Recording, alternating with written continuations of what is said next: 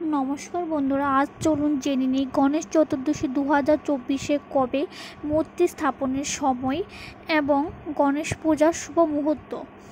10 দিনের গণেশ উৎসব প্রতি বছর ভাদ্র মাসের শুক্লপক্ষের চতুর্থী তিথিতে শুরু হয় এবং চতুর্থী তিথি শেষ হয়। এবছর গণেশ চতুর্থী কবে এবং কখন মূর্তি স্থাপন বা বিসর্জন করা হবে তা চলুন জেনে নিই। গণেশ পূজার জন্য অনেকেই সারা বছর অপেক্ষা করে থাকেন। মহারাষ্ট্রে এই গণেশ পূজার উদযাপন অনেকটা অন্য রকমের। প্রতি বছর 10 দিন ধরে উদযাপিত হয় এই উৎসব। 10 দিনের গণেশ উৎসব প্রতি বছর ভাদ্র মাসের শুক্লপক্ষের চতুর্থী তিথিতে শুরু হয় এবং চতুর্দশীতে শেষ হয়। চতুর্থীর দিন গণেশ মূর্তি স্থাপন করা হয়। মুম্বাইয়ের বড় বড় প্যান্ডেল করা হয়, বিরাট গণেশের মূর্তি আনা হয় সেখানে। জেনে নিই এবছর গণেশ চতুর্দশী কবে এবং কখন মূর্তি স্থাপন করা হবে, কখন মূর্তি বিসর্জন করা হবে। গণেশ পুজো কবে শুরু হবে?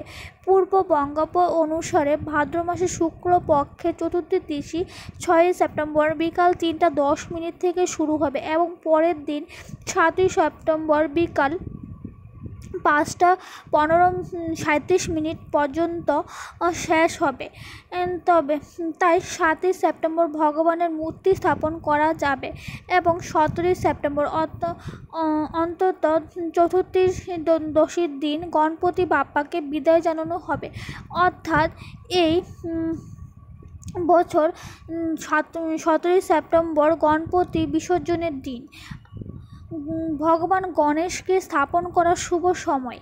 এবছর ভগবান গণেশের মূর্তি স্থাপন করার শুভ সময় হলো 7 সেপ্টেম্বর সকাল 11:10 থেকে 1:39 পর্যন্ত, প্রায় 2 ঘন্টা 19 মিনিট এই শুভ সূচনা স্থায়ী হবে। এ সময় পূর্ণ শ্রদ্ধার সঙ্গে আনন্দের সঙ্গে ভগবানের মূর্তি স্থাপন করা যাবে। গণেশ পুজো কেন 10 দিন ধরে করা হয়? এখন প্রশ্ন হলো কেন এই 10 দিন ধরে গণেশ পূজা করা হয়। আসলে পুরাণ অনুযায়ী ভগবান মহাদেব এবং মাতা পার্বতীর পুত্র গণেশ ভাদ্র মাসের শুক্লপক্ষের চতুর্থী তিথিতে জন্মগ্রহণ করেন। তাই এই মাসের চতুর্থী তিথিতে ভগবান গণেশকে পুজো করা হয়। ভাদ্র মাসের শুক্লপক্ষের গণেশ তিথি খুব বিশেষ, কারণ মনীষী দেবদাস ভগবান গণেশকে মহাভারত রচনা করার জন্য এই দিনটি আহ্বান জানিয়েছেন। কথিত আছে দেবদাস শ্লোকগুলি পাঠ করতে থাকেন এবং ভগবান 10 দিন ধরে মহাভারত লেখেন।